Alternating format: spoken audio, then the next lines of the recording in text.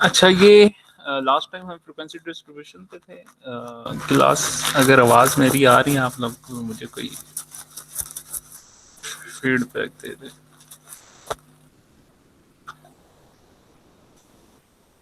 Class yes, आ रही है सर जी। Okay okay.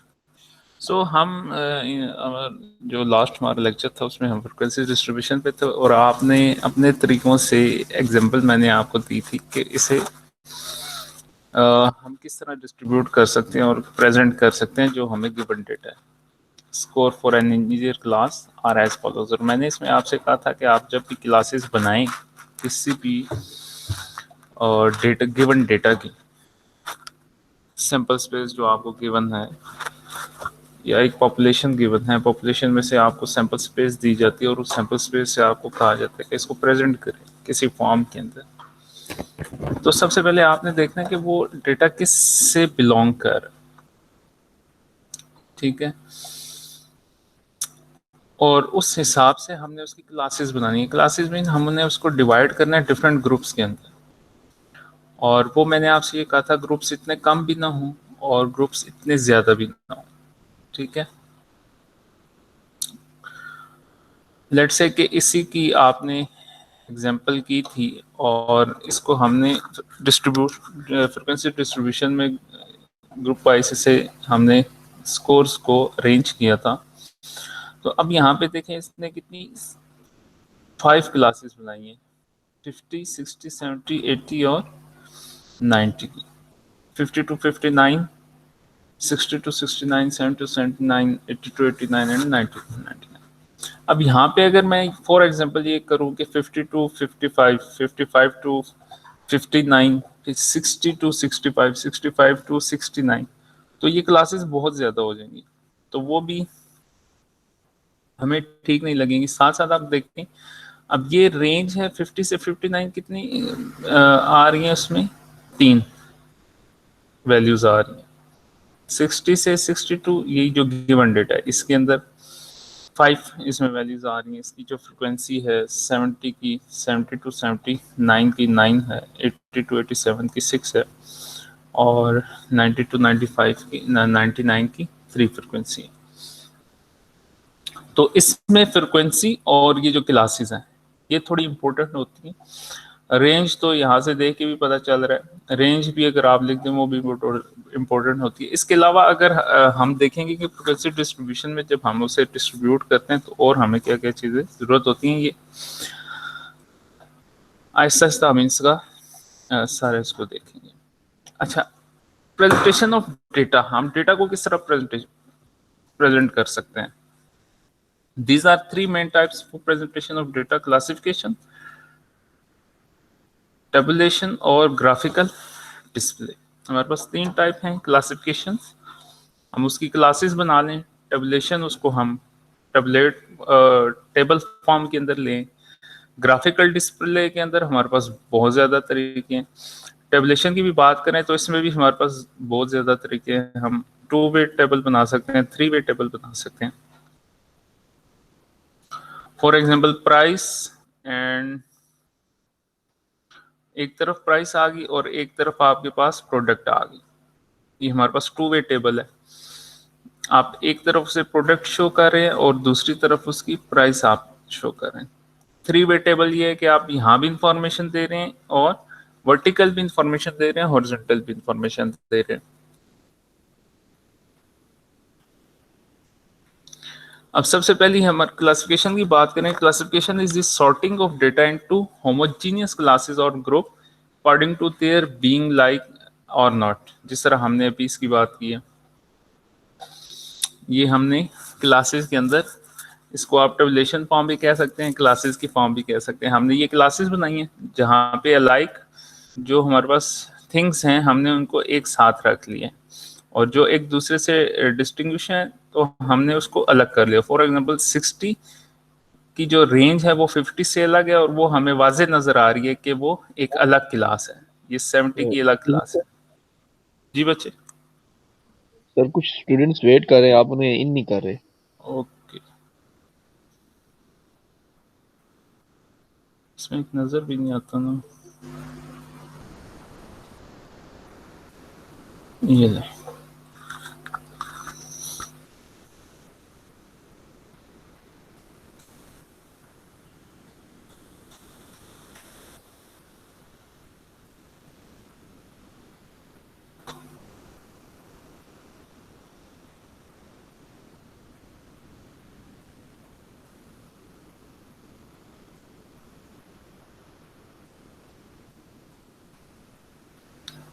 ठीक है,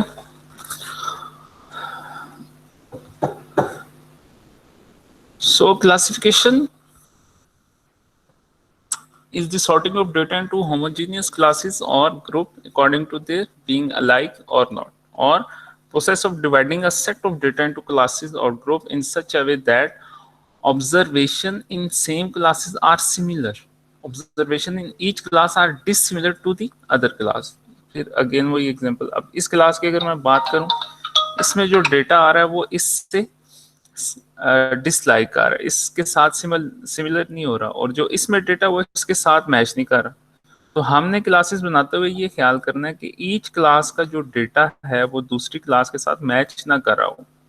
ठीक है, वो हमें नजर आ, जैसे ही हम उसे फर्स्ट उसमें देखें तो हमें उसमें कुछ ना कुछ फर्क नजर आना चाहिए। ठीक है, सेकंड इसकी जो फॉर्म है, it is this tabulation form, it is the systematic presentation of classified data under suitable heading and placed in the form of rows and columns. This sort of logical arrangement makes the data easy to understand, facilitate comparison and provides effective way to convey information to reader. अब इसमें भी for example मैं आपको एक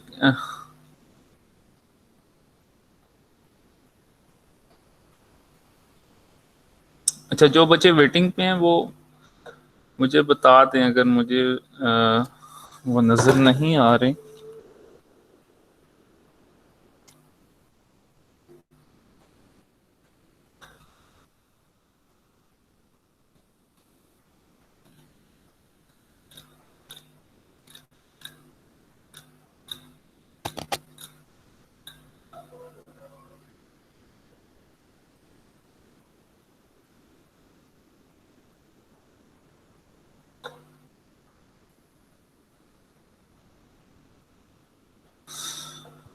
So this sort of logical arrangement make the data easy to understand, facilitate comparison and provides effective way to convey information to reader. So हम इसी example को देख लें, ये भी एक टेबल फॉर्म में है जहाँ पे हमने स्कोर्स, रेंज, फ्रीक्वेंसी बताई हुई है। इसको भी देखने में हमें क्या हो रहा है, इजी फील हो रहा है। ये भी एक टेबल की फॉर्म में भी हो सकता है, ऐसे क्लासेस की फॉर्म में भी आप कह सकते हैं।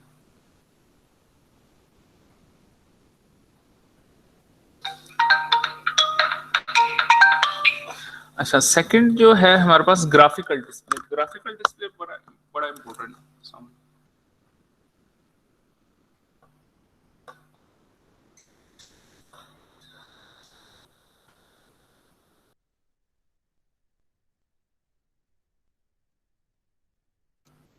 Graphical display is another important,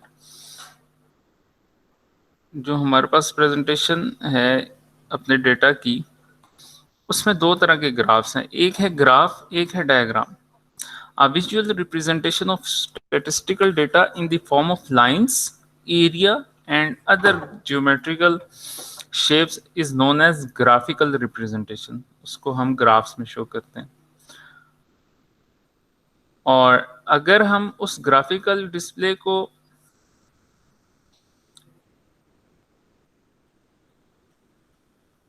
in terms of pi diagram, हम हिस्टोग्राम, इनसे शो करें तो उसे हम डायग्राम कहते हैं। तो इसकी फर्दर हमारे पास कितनी area other geometrical shapes is known as graphical representation. Graphical representation हमारे पास दो टाइप्स की है, जिसके अंदर एक ग्राफ है और एक डायग्राम है।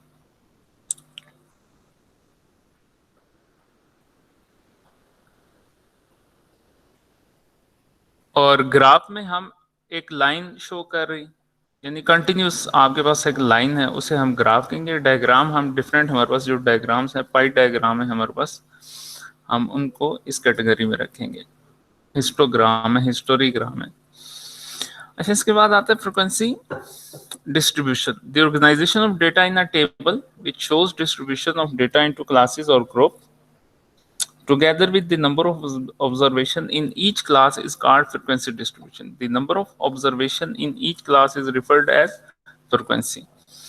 यानी यहाँ पे हमने जो बात की थी, ये आपकी क्लासेस होंगी, सेम क्लास सेम एट्रीब्यूट्स की एक क्लास आपकी बनेगी 50 से 59, और ये कितने नंबर ऑफ टाइम्स अपीयर हुई है आपके डेटा के अंदर, ये हमारे पास फ्रिक्वेंसी हो जाएगी।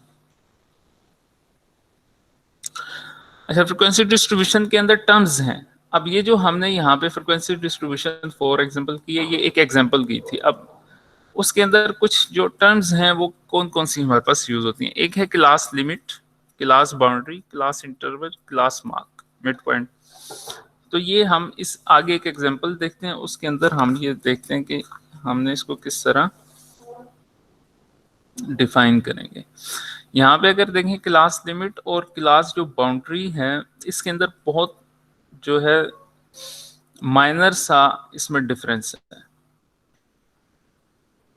फॉर एग्जांपल यहाँ पे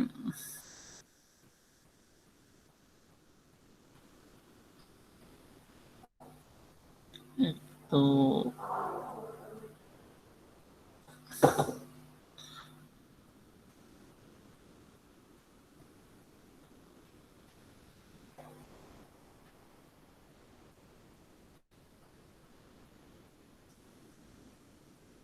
लेट से ये एक सर्कल है।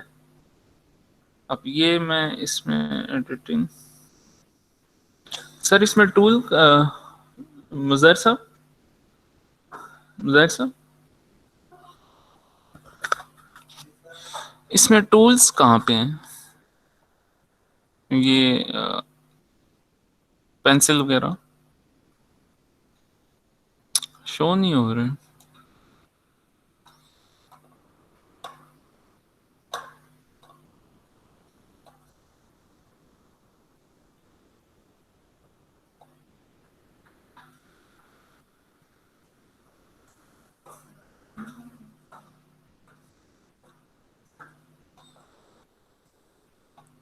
इसमें टूल्स कहाँ पे हैं जो मतलब पेंसिल हम सेलेक्ट करते हैं, वो नहीं आ रही, नहीं पता।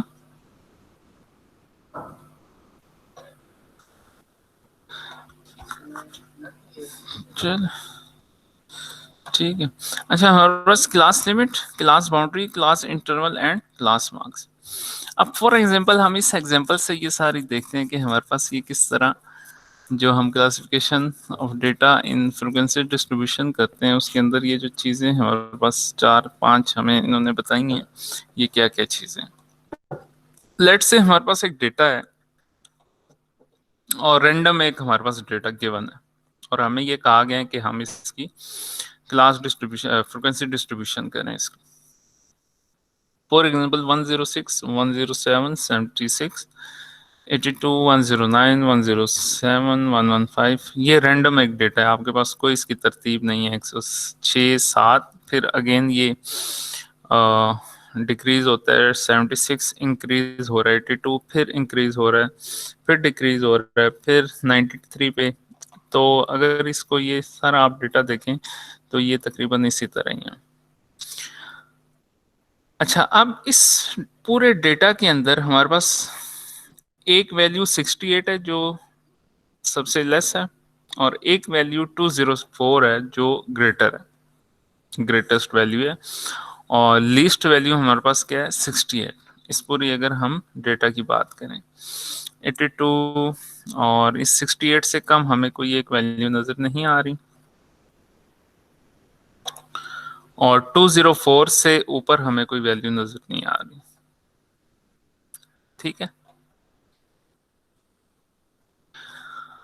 अच्छा, अब हम जो मैक्सिमम नंबर है उसमें से इस मिनिमम नंबर को माइनस किया,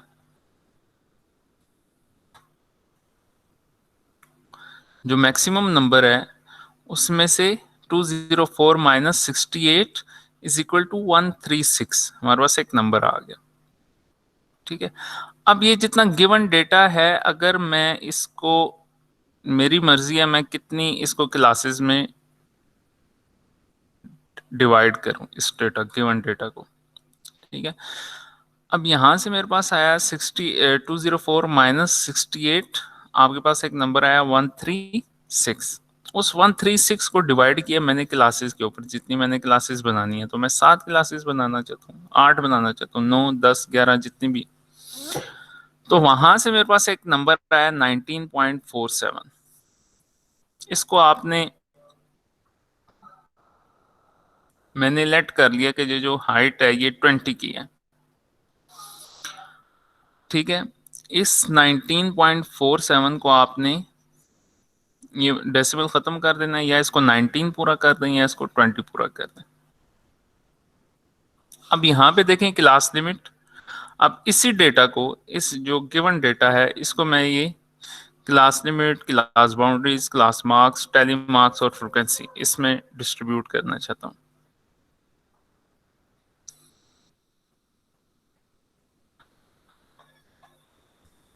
सबसे पहले मैं क्लास लिमिट्स डिफाइन करूंगा, जो मेरे यहाँ 19.47 let h is equal to 20 मैंने इसको बना लिया। तो यहाँ से हमने क्लास लिमिट शुरू की 65 टू 84, 85 से 104, 19 पॉइंट्स की हमने एक क्लास यहाँ से बनाई। 65 से स्टार्ट की और फाइनल जो 204 इस तक हम गए। अच्छा, आगे अब देखें क्लास बाउंड्रीज क्या है। अब हमने इसमें से 20-20 नंबर के हमने 7 क्लास बनाई है कि जो इस पॉइंट में से इस पॉइंट तक आएगी वो हमारी इस क्लास में होगी। मतलब 65 से 84 के दरमियान जितनी वैल्यूज हैं वो हमारी इस क्लास में होंगी। 85 से 104, 105 से 124, 125 से 144, 146 से 164 एंड सो ऑन। अच्छा, क्लास बाउंड्रीज में आपने क्या करना है, क्लास बाउंड्रीज हम इस तरह बनाते हैं कि 85 माइनस 84 डिवाइडेड बाई 2 हम करते हैं। ये जो आपकी पहली क्लास का जो लास्ट पॉइंट है और सेकंड क्लास का जो फर्स्ट पॉइंट है, इन दोनों को हम माइनस करके डिवाइड बाई 2 करते हैं। जो मेरे पास वैल्यू आती है 0.5 या पॉइंट, जो भी आपके पास वैल्यू आएगी, उसको हम पहली क्लास, हर क्लास के पहले नंबर से और दूसरे नंबर से, पहले नंबर से हम माइनस करते हैं और दूसरे नंबर में हम प्लस करते हैं। इनका जो डिफरेंस है क्लास लिमिट का 85 माइनस 84, हमारे पास क्या आएगा 1 डिवाइडेड बाई 2। तो 0.5 आया। तो 65 में से मैंने 64.5 और जो 84.5 जो इसकी अपर लिमिट है वो इसमें से माइनस कर दी। अब ये क्लास लिमिट है, और जब आप इनका डिफरेंस, हर क्लास की लास्ट और फर्स्ट पॉइंट का डिफरेंस आप निकाल के उसमें से माइनस करें, तो ये इसकी क्लास बाउंड्रीज बन जाएंगी। यानी मिनिमम बाउंड्रीज की क्या होगी, जैसे ही आप 64.5 को क्रॉस करेंगे आप बाउंड्री से बाहर हो जाएंगे। इसी तरह 8.4 इसकी मैक्सिमम बाउंड्री क्या होगी 8.84.5। तो इसके अंदर अंदर सारी आपकी लिमिट है और इसके आउट के आपके पास सारी बाउंड्रीज है। क्लास मार्क क्या होता है, इन दोनों का प्लस डिवाइडेड बाय 2 आप करेंगे तो वो जो मिड पॉइंट आएगा उसे हम क्लास मार्क कहते हैं। जो क्लास बाउंड्रीज का डिफरेंस डिवाइड बाय 2 आप करते हैं तो उसे हम क्लास मार्क कहते हैं, इसका मिड पॉइंट है। इसी तरह मैं सेकंड क्लास का mid point in 104.5 minus 84.5 divide by 2, तो आपके पास 94.5 आ जाएगा। इसी तरह यहाँ पे, यहाँ और एंड तक आपने ये करना है। अब यहाँ फ्रिक्वेंसी की बात है तो फ्रिक्वेंसी वही 65 से 84 के दरमियान दरमियान जो नंबर हैं वो आपने यहाँ पे लिख लेने हैं। और वो टैली कैसे करने हैं, फॉर एग्जांपल ये हम टैली मार्क कर रहे हैं 106 आपका किस में आ रहा है, इसके अंदर आ रहा है, 106 आ गया, आपने 1 लिख दिया। इसी तरह 107 भी उसी के अंदर आ रहा है, 1 अगेन लिख दिया। 76 आपके पास आ रहा है, 76 इसके अंदर 1 आपने लिख दिया। सर जी, जी सर जी क्लास मार्क्स से जो है दोबारा ज़रा समझा दें। जो क्लास मार्क है,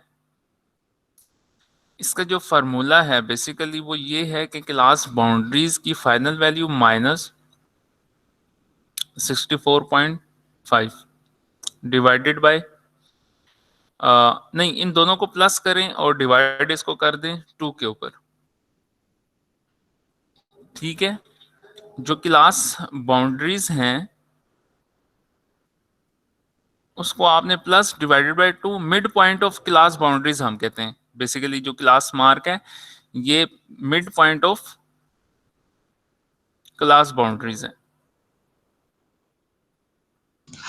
सर क्लास बाउंड्रीज भी बता दें एक दफा। क्लास बाउंड्री जो है,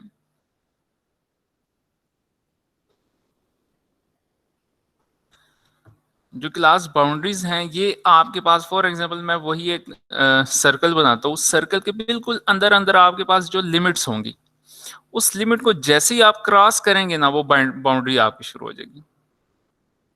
ठीक है, अब इसमें अपर बाउंड्री कह सकते हैं और लोअर बाउंड्री कह सकते हैं। जैसे ही आप 64.5 या 4.9 भी इसको कहें ना, तो वो भी इसमें बाउंड्री में आती हैं। ठीक है, अब यहाँ पे हमें जो तरीका बताया गया वो इस बाउंड्रीज को निकालने का वो ये है कि आपने क्लास लिमिट का लास्ट नंबर और दूसरी क्लास लिमिट का फर्स्ट नंबर आपने माइनस करना है। 85 माइनस 84 1 आता है, डिवाइडेड बाय आपने 2 करना है, तो आपके पास एक नंबर आएगा 0.5, जो भी नंबर आएगा उस नंबर को आपने इनके पहले में माइनस कर देना और दूसरे में प्लस कर देना, तो आपकी वो बाउंड्रीज आ जाएंगी। तो बाउंड्री अगर सर्कल के अंदर कोई भी आपके पास पॉइंट, एक सर्कल है, या जिस तरह आप कह दें जब बैच होता है तो अगर कोई बॉल पकड़ के बाउंड्री को सिर्फ टच भी करे ना, तो वो बाउंड्री से बाहर हो जाता है। ठीक है, तो उस पॉइंट को हम बाउंड्री कहते हैं। वो बाउंड्री कहाँ पे, अब देखें क्लास लिमिट 65 है और बाउंड्री कहाँ पे शुरू होगी, जैसे इससे बाहर आएगा, और वो 64.5 उससे बाहर, इसी तरह 84.5 बाहर, तो इन दोनों सूरतों में वो बाहर हो जाएगा। यानी इनसे बाहर बाहर आपके पास जितनी अंदर अंदर की जो वैल्यूज हैं वो आपके लिमिट्स में आएंगी, जैसे ही इनसे बाहर होंगी वो आपकी बाउंड्रीज कहलाएंगी।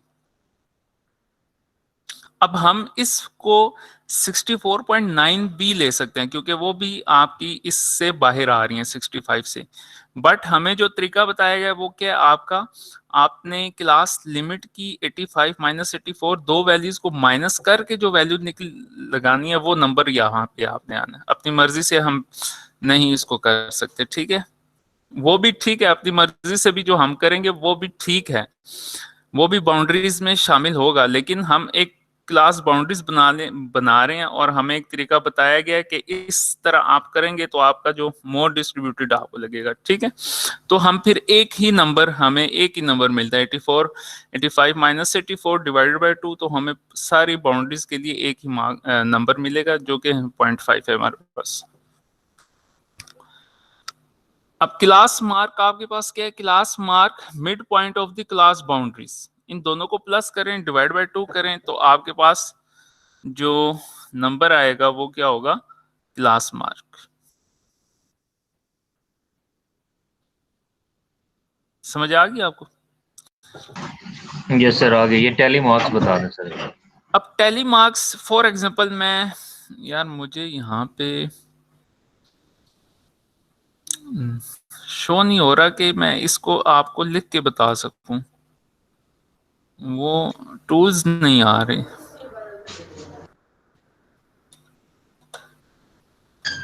सर ये सामने शेप्स लिखा हुआ है ना सर, जहाँ पे इलस्ट्रेशन के ऊपर। किसके ऊपर? सर इलिस्ट्रेशन टैब है ना, इसी टैब में ये शेप्स लिखा हुआ है सामने। ये शेप्स नहीं, ये शेप्स तो आ जाती हैं। मैं लाइन आएगी सर, स्ट्रेट हाँ, लाइन ये आएगी ना, फॉर एग्जांपल ये आएगी।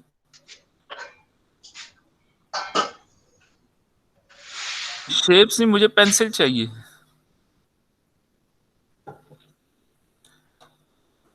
अच्छा, इस सॉफ्टवेयर का अपना तो टूल होगा ना? सर इसमें पेंसिल नहीं होती है, वो पेंट में होती है। नहीं नहीं, इस सॉफ्टवेयर का, ये जो हम यूज कर रहे हैं, गूगल मीट। सर है, पर वो आपको पहले इसका स्क्रीनशॉट लेना पड़ेगा, उसके ऊपर एडिटिंग करनी पड़ती है। Excuse me sir.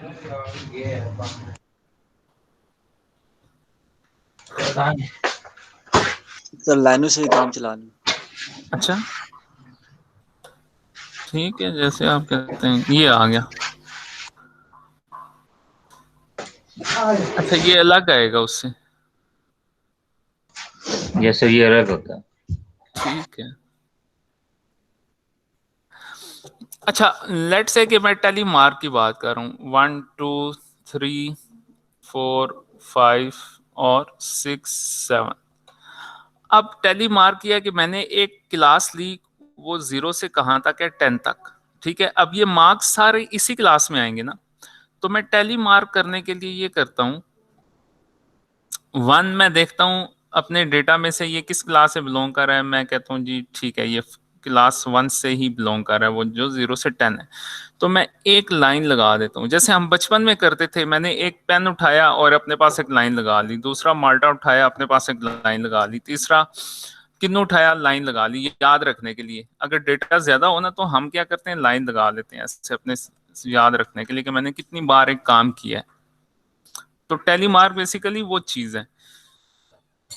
समझ आ रही है? यस सर, आ रही है थोड़ी हाँ, थोड़ी। यानी मैंने सुबहान अल्लाह पढ़ा ना, जैसे हम बच ये अभी अब टेलीमार्क हम किस अपने हाथों से करते हैं। अगर फॉर एग्जांपल मेरे पास हाथ नहीं है तो मैं एक लाइन लिख दूंगा, या मैंने 100 बार पढ़ा है तो एक लाइन लिख दूंगा कि ये मेरा 100 बार का मतलब है। फिर एक 100 बार और पढ़ूंगा, फिर एक लाइन, फिर 100 बार, फिर एक लाइन, फिर 100 बार, फिर एक लाइन। तो अब ये बेसिकली वो चीज है। अब 1 बिलोंग कर रहा है 0 से 1, मैंने 1 लगा लिया। अच्छा, फिर देखा इसमें 16 भी आप शामिल कर लें, 16 भी है, 17 भी है और 18 भी है, लेट्स से। अच्छा, मैंने देखा 2 2 भी से मार्क्स कर रहा है।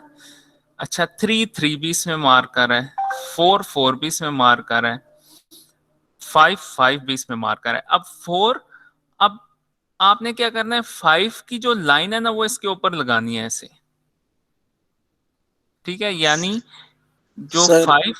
जी बच्चे, सर ये नहीं समझ आ रही, आप 4 4 भी क्या बोल रहे हैं, किधर से आई?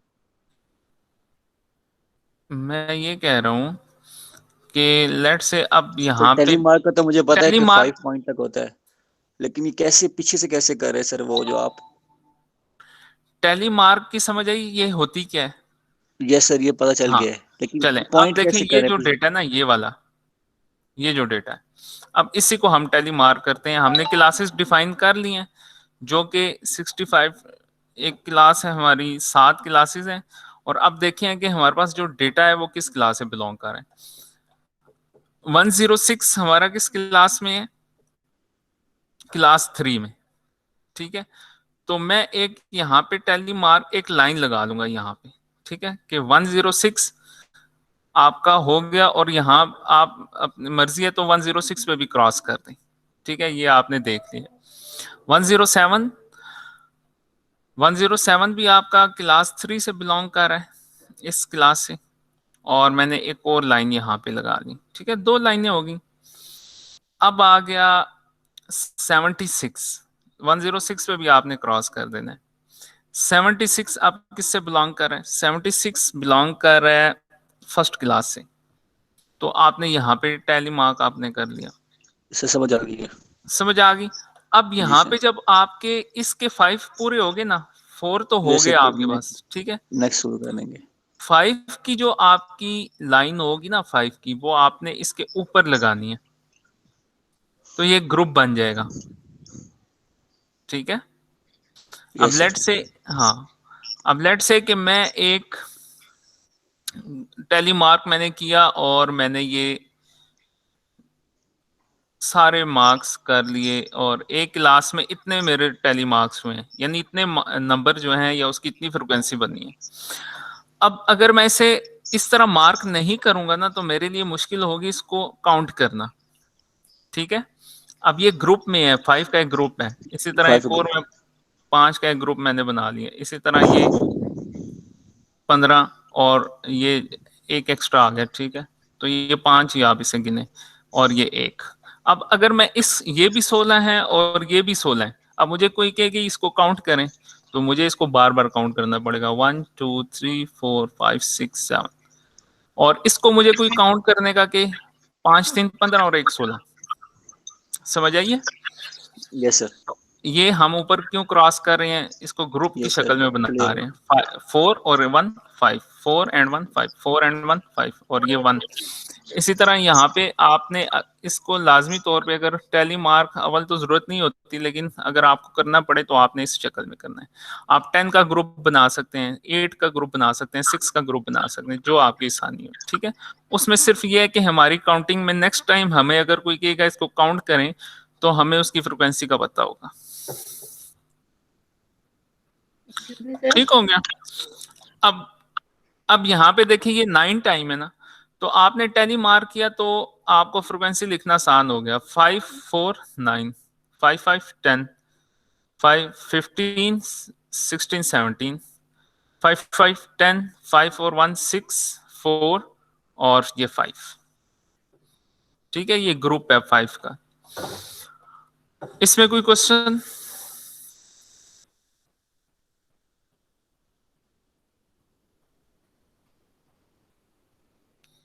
जो बच्चे अभी आए हैं वो अपना काइंडली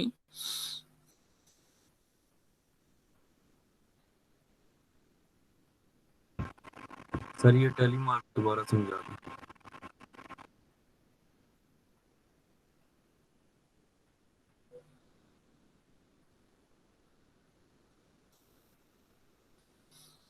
मुझे सर ये ये बताएं, टैली आप मार्क दोबारा 19 है 18 है, डबल ई हेलो 18 सर। है, डबल ई 19 है? सर 19। ओके,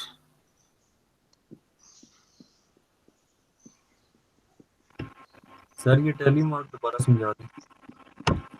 अच्छा मैं समझा देता हूँ। टैली मार्क का ये मतलब है, हम बचपन में अक्सर करते थे कि अगर आपने कोई एक चीज याद रखनी हो ना, तो हम किसी पॉइंट पे ना एक लकीर खींच देते थे कि मैंने ये काम इतनी बार किया है, ठीक है। इसने फॉर एग्जांपल अगर मैं ये कहूँ कि बचपन में हमें गिनती नहीं आती ना, नंबर्स नहीं याद होते, 1 2 3 6 8 या 10 ईयर एज के दौरान तक भी बाज़ औक़ात ऐसा होता है हमें नंबर्स नहीं पता होते कि ये 12 है, ये 13 है, ये 6 है, ये 7 है। तो हम क्या करते थे कि मैंने, अगर मुझे कोई ऐसा काम या कोई ऐसा खेल जिसमें हमें ये गिनने का, जिसमें ज़्यादा पॉइंट हो, तो हम कहते हैं मैंने इतनी बार इस पॉइंट को या इस काम को किया है, ठीक है। तो मैं एक लाइन लगा देता था, ज़मीन पे लगाता था या कॉपी पे लगाता था, काउंट करते हुए, अच्छा ये चीज़ें इतनी हैं। या मैंने बुजुर्ग हजरात अक्सर ये करते हैं कि वो जब जिक्र करते हैं तो जिक्र में अगर उनके पास, एक तो वो तस्बीह पे कर रहे हैं ना, जब एक तस्बीह पूरी होती है तो वो किसी जगह पे ना 1 लिख लेते हैं, दूसरी तस्बीह होती है एक और 1 लगा लेते हैं, तीसरी तस्बीह होती है एक और 1 लगा लेते हैं। तो वो देखते हैं जब उनके पास, वो फिर टैली करते रहते हैं ताकि उनको भूले ना, ठीक है। तो टैली मार्क बेसिकली कि आपने एक चीज, फॉर एग्जांपल मैंने देखा है कि 106 किस क्लास से बिलोंग कर रहा है, तो मैंने उस क्लास के ऊपर आकर, फॉर एग्जांपल 106 इस क्लास से बिलोंग कर रहा था, तो मैंने 1 मार्क यहाँ पे कर दिया और इस 106 को भी कैंसिल कर दिया, एक कैंसिल इस पे आएगा और एक नंबर यहाँ पे आएगा, ठीक है। 107 किससे बिलोंग कर रहा है? 107 बिलोंग कर रहा है क्लास 3 के साथ, तो आपने दो चीजें देख ली, ठीक है, दो नंबर आपने देख लिए 106 107, तो इन दोनों को आपने क्रॉस कर देना है। सर जी सर ये जो आपने हाइट निकाली थी ना h = 19, सर ये जो जी हम डिवाइड बाय इसको 7 क्यों करें, हम किसी और नंबर से भी डिवाइड कर सकते हैं। हाँ हाँ, यही तो सर ये क्लासेस है हमारे ना, ये आपकी मर्जी है। लेकिन अब इतने से डेटा को मैं वही कह रहा हूं कि जब आपने डिवाइड करना है तो आपने बहुत कम क्लासेस नहीं रखनी और बहुत ज्यादा नहीं रखनी। अब मैंने 7 इसलिए की हैं, ये देखें इस एग्जांपल में 7 है, तो वो एक ग्रुप ऑफ डेटा को और 65 से 84 यानी पास पास जो डेटा है ना उसको वो डिवाइड कर रहे हैं, ठीक है। अगर फॉर एग्जाम्पल आप सिर्फ दो क्लासेस रखते हैं, एक और दो, तो आपके पास ये अगेन इसी तरह नजर आएगा, ये डेटा आपके पास इस फॉर्म में नहीं नजर आएगा, ठीक है। इसी फॉर्म में ये सारी क्लासेस इसी फॉर्म में आप दिखा रही होंगी कि एक यहां से लेके यहां तक एक ग्रुप में आ गया, यहां से यहां तक दूसरे ग्रुप में आ गया।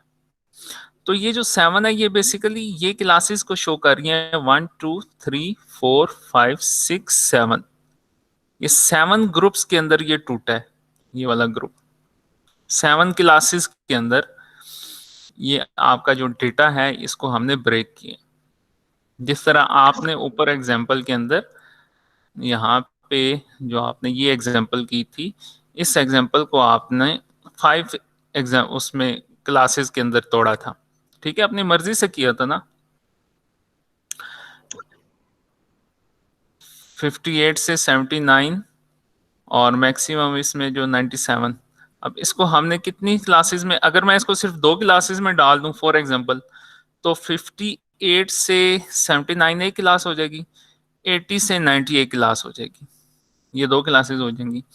अब इसको मैंने 5 क्लासेस में, अब मुझे थोड़ा सा बेहतर लग रहा है, देखने में भी आपको हर क्लास दूसरे से अलग अलग सी लग रही है, ठीक है। एक 58 से, एक 50 है, एक 60 70 80 एंड 90, और थोड़ा बेहतर भी लग रहा है।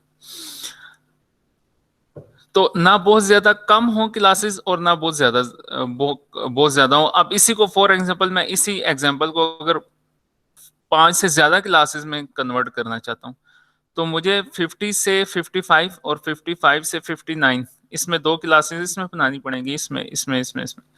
अब आपका डेटा और मजीद फैल जाएगा, लेकिन वो भी थोड़ा सा आपको अगर मैं प्रेजेंट करूं तो वो भी अजीब सा लगेगा। 53 एक ग्रुप में होगा, समझ आ गई? Yes sir, thank you. Okay, तो ये आपके पास टैली मार्क, मुझे उम्मीद है वो जिसका क्वेश्चन था उसको समझ आ गई होगी। तो लेट्स से कि आपके पास 165 और 184 में आपने ये पूरा यहां से लेके यहां तक आपने टैली किया, तो इस नंबर पे सिर्फ 4 नंबर आए हैं, तो ये 4 नंबर आ जाएंगे बस, और इसकी फ्रिक्वेंसी भी कितनी होगी 4, यानी पूरे डेटा में इस क्लास के कितने आदमी हैं वहां पे 4, ठीक है।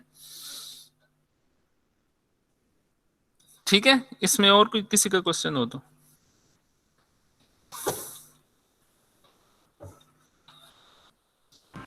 जी सर, समझ आ गया। Okay, difference between graph and diagram. A graph is represented data of continuous curve, जिसमें कंटिन्यूअस कर्व हो उसे हम ग्राफ कहते हैं, और जिसमें अदर रिप्रेजेंटेशन और ज्योमेट्रिकल रिप्रेजेंटेशंस हैं, जिसके अंदर पाई डायग्राम है आपके पास, हिस्टोग्राम है जिसमें आपका वर्टिकल ट्रायंगल वर्टिकल रेक्टेंगल्स के जरिए हम शो करते हैं डिफरेंट चीज़ों को, वो आपके पास अगर आ जाए तो उसे हम डायग्राम कहते हैं।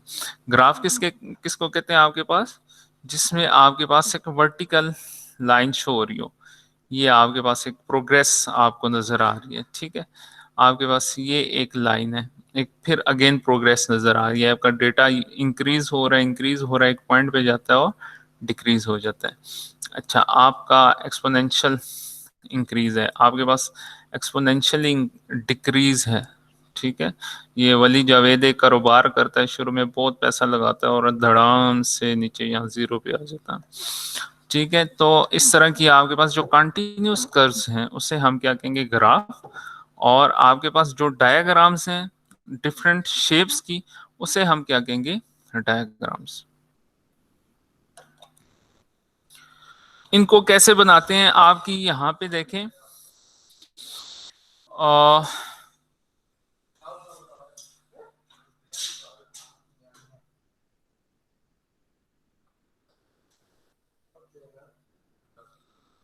आप इसके अंदर भी ये सारा डिजाइन कर सकते हैं।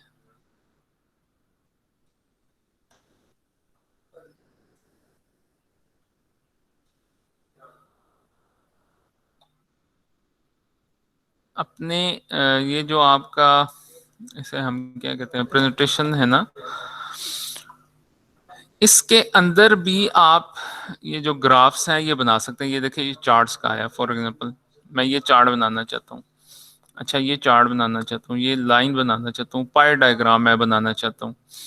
तो आपके पास अगर डेटा है तो आप ये देखें कितनी सारी columns, lines, pie, bar, area, X Y, stock, surface, radar, combo, यानी आपके पास से मल्टीपल्स यहाँ पे और हर तरह की आपके पास अवेलेबल है। आपने सिर्फ क्या देना है, इसमें आपने डेटा एंटर करना है। लेट्स से कि यहाँ पे आपने बताना है कि आपका डेटा क्या क्या है, सीरीज 1, सीरीज 2, सीरीज 3, सारी चीजें इसमें बनी बनाई है, ठीक है। तो ये देखें आपके पास एक ग्राफ आ गया। अब इसी तरह अगर मैं ये कहूँ कि मैं एक पाई डायग्राम ऐड करना चाहता हूँ, तो उसमें पाई डायग्राम में आपके पास ये डायग्राम है, ठीक है। अच्छा ओके, तो ये मुझे उस पाई डायग्राम का हर first quarter, second, third, fourth, ये किस किस से बिलोंग करता है, और फर्स्ट क्वार्टर का आपको इसने देखे कलर भी बताया हुआ है यहाँ पे। आपने फर्स्ट क्वार्टर ब्लू कलर का, तो ब्लू कलर यानी कितने, उसके पास कितने रुपीज हैं, ब्लू कलर के पास 20 रुपीज हैं। अच्छा इसके पास कितने रुपीज हैं, इसके पास रुपीज हैं जी 4 रुपीज हैं। इसके पास कितने रुपीज हैं, इसके पास 2 रुपीज हैं। इसके पास कितने रुपीज हैं, इसके पास 2 रुपीज थे जो 21 हो गए। इसके पास कितने हैं जी, इसके पास 1.8 है। तो आप ये देखें अकॉर्डिंगली उसके साथ एडजस्ट करेगा, ठीक है। तो ये इसके अंदर भी आप इसमें बना सकते हैं। अब इसको मैंने बहुत ज्यादा रखा हुआ था, इसको आप कम कर दें, 5 कर दें, ठीक है। तो अकॉर्डिंगली उसके मुताबिक बन जाएगा। ये 5 है, ये 4 है, ये 2 है और ये 1.8 है। तो इसका आपने ये देखें, ये colour second quarter, third quarter और फोर्थ क्वार्टर, ये उसके कलर डिफाइन है। इसमें भी आप चेंज कर सकते हैं, ये जिस तरह फॉर एग्जांपल ये आपकी डिफरेंट। तो आप इसमें जब फॉर एग्जांपल जब मेरी प्रेजेंटेशन थी फाइनल हमारी जो थीसिस की, तो जो मैंने अपने प्रेजेंटेशन के अंदर यहाँ से इंसर्ट्स किए थे ना अपनी जो फिगर, तो मुझे 1 मंथ का टाइम मिला था अपने सुपरवाइजर को। वो आप ये समझ लें कि आप ये कह लें कि मेरा थीसिस भी 1 मंथ में हुआ है। तो उस 1 मंथ में मैंने सिर्फ अपने सुपरवाइजर को प्रेजेंटेशन दिखाई थी, और मैंने इतनी डायग्राम्स और इतनी प्यारी उसमें बनाई थी, उसने मुझे देख के, सिर्फ प्रेजेंटेशन देख के उन्होंने समझ लिया कि इसका काम हुआ है, ठीक है। उसमें मैंने ऐसे इसमें पाई डायग्राम्स और अपने डिफरेंट टेबल्स, जो भी उसमें मेरे रिजल्ट्स आ रहे थे टेबल की फॉर्म में, पाई डायग्राम की फॉर्म में, बार चार्ट की फॉर्म में, जो मैंने प्रेजेंट किए थे, तो वो सिर्फ प्रेजेंटेशन देख के उन्होंने मेरा जो फाइनल डिफेंस था वो उन्होंने रखा था। तो a graph is a representation of data by continuous curve. Diagram is any other form of visual representation, यानी किसी भी दूसरी जो फॉर्म है वो आपके पास। तो ये हमारे स्टेटिस्टिक, और सबसे ज्यादा जो हमारे स्टेटिस्टिक प्रोबेबिलिटी या स्टेटिस्टिक के अंदर जो चीजें यूज होती हैं ना, वो ये डायग्राम्स यूज होती हैं। आप कहीं भी आप देख लें, जब आपके पास स्टेटिस्टिक का डेटा है कि आपके पास आ गया, एनालाइज आपने किया, जब आप फाइनली उसका रिजल्ट शो करेंगे किसी भी आदमी को, तो आप वो उसको कहीं ना कहीं किसी ना किसी डायग्राम के अंदर शो करेंगे, ठीक है। टेबल्स के अंदर या डायग्राम्स के अंदर आप उसे शो करेंगे। जो फाइनल आप किसी को आप प्रेजेंट करते हैं डेटा अपना डिसीजन लेकर, तो आप उसको इन डायग्राम्स के अंदर शो करते हैं। सो डायग्राम्स के अंदर क्या क्या आ सकता है, सिंपल बार चार्ट आ सकता है, मैंने आपको ये पाई भी दिखा दिया है, मैंने ये सिंपल बार चार्ट, ये एक बार चार्ट है ये, लेकिन मल्टीपल बार चार्ट है, ठीक है, एक ही बार के ऊपर डिफरेंट आपको पॉइंट्स दिए हुए हैं। अब यहाँ पे देखें, ये कलर्स डिफाइन करें कि ये किस चीज के, ये सीरीज 1 है, सीरीज 2 है, सीरीज 3 है। मैं कहता हूँ कि मेरी जो क्लास EE19 है उसमें 3 कैटेगरीज बनी हुई हैं। अच्छा, ग्रुप 1 जो है वो जो कुछ लाइक बच्चों का ग्रुप है वो है जी 78%, जो ग्रुप 2 है वो है 20%, और जो ग्रुप 3 है वो 10%, तो 100% की एक बन गई। इसी तरह EE फलाना में जो मेरे पास सबसे लाइक बच्चे हैं वो हैं आप कह सकते हैं 20%, जो थोड़े से कमज़ोर हैं वो हैं मेरे पास 50%, और जो बाकी हैं वो 30%। तो इस तरह ये सारी कैटेगरीज डिफाइन की गई हैं। तो इसमें ये बार चार्ट है, ये मल्टीपल बार चार्ट है। एक सिंगल बार चार्ट होती है जिसमें सिंपल आपको फ्रिक्वेंसी बताई जाती है, यहाँ से लेके यहाँ तक फ्रिक्वेंसी। अब ये फ्रिक्वेंसी शो कर रही है, ये जो हर कलर है ये फ्रिक्वेंसी शो कर रहा है। 4 to 6.5 एक फ्रिक्वेंसी है, इसकी एक फ्रिक्वेंसी है, इसकी एक फ्रिक्वेंसी है। अगर सिर्फ ये सिंगल कलर हो तो सिर्फ किसी एक चीज को रिप्रेजेंट करेगा। फॉर एग्जांपल, मैं पूरी क्लास को सिर्फ 4 बार चार्ट पे सिंगल, तो ये चारों बार चार्ट उस पे आएंगी, यानी ये फिर बताएंगी जी इतने स्टूडेंट्स की क्लास है, उसमें जो 8 स्टूडेंट हैं वो आगे हम देखते हैं चले। तो simple bar chart, a simple bar chart consist of horizontal और vertical bar of equal width and length equal to value represented by frequency. तो यही चीज है, ठीक है। वर्टिकल और हॉरिजॉन्टली ये आपको वर्टिकली कुछ रिप्रेजेंट करेगी, हॉरिजॉन्टल फ्रीक्वेंसी, जो वर्टिकल है ये फ्रीक्वेंसी रिप्रेजेंट करेगी, जो हॉरिजॉन्टल है ये आपने यहाँ पे कैटेगरी बताना है, ये किस कैटेगरी से बिलोंग करता है। फॉर एग्जाम्पल इसको मैं डबल क्लिक करूंगा तो मेरे पास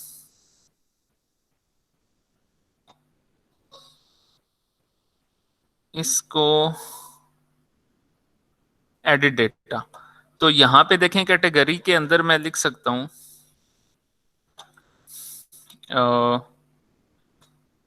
ग्रेड ए, इसको मैं कह सकता हूँ ग्रेड बी, इसको मैं कह सकता हूँ ग्रेड सी, एंड इसको आप कह सकते हैं ग्रेड ई, ठीक है। अच्छा, इसको आपने बंद किया। अब यहाँ पे देखें आपके पास ये grade A, grade B, grade C और ग्रेड डी शो हो रहा है। तो ये कलर आपको बता रहे हैं कि ये जो हमारे पास ये वाली बार चार्ट है ये ग्रेड ए की है, ये बार चार्ट है ग्रेड बी, ये ग्रेड सी और ये ग्रेड ई। फिर हर ग्रेड के अंदर आपने 3 अलग अलग बंदे डिफाइन किए। ये ए प्लस है, ये ए है, ये ए माइनस है। इसी तरह ये बी प्लस है, बी है, बी माइनस है, सी प्लस है, सी है, सी माइनस है, डी प्लस है, डी है, डी, ई प्लस है, ई है, ई माइनस है। आप इस तरह डिफाइन कर सकते हैं, ठीक है। तो कहने का मतलब है ये बार चार्ट आपको इस स्लाइड्स के अंदर भी आपको स्लाइड शो या ये प्रेजेंटेशन जो है वर्ड की, इसमें आपको मिल जाएंगी। ये सिंपल बार चार्ट है। For example, draw simple bar diagram to represent the turnover of a company for 5 years। अब इसमें एक तो टाइम बताया गया और एक आपको टर्नओवर इन डॉलर्स बताया गया। तो हॉरिजेंटली आपने टाइम ले लेना, वर्टिकली फ्रीक्वेंसी आपने देनी है कि हर साल में वो कितना टर्नओवर कर रही है, ठीक है। तो लेट्स से कि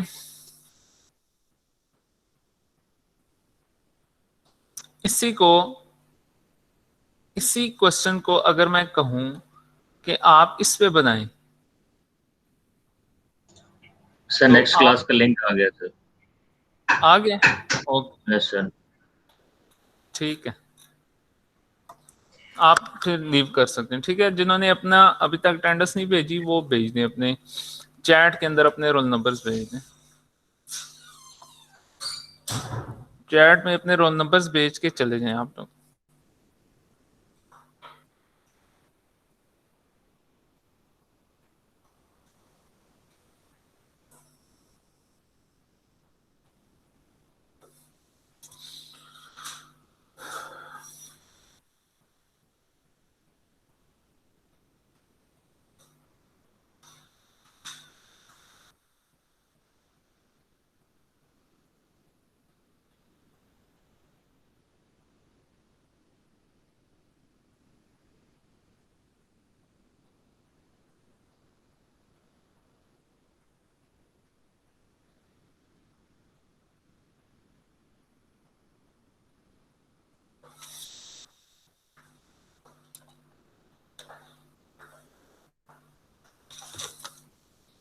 अब क्या है ये वाली, क्या तारीख है आज?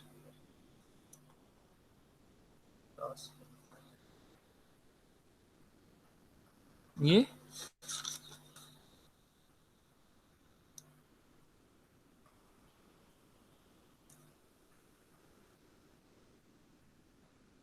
स्टार्ट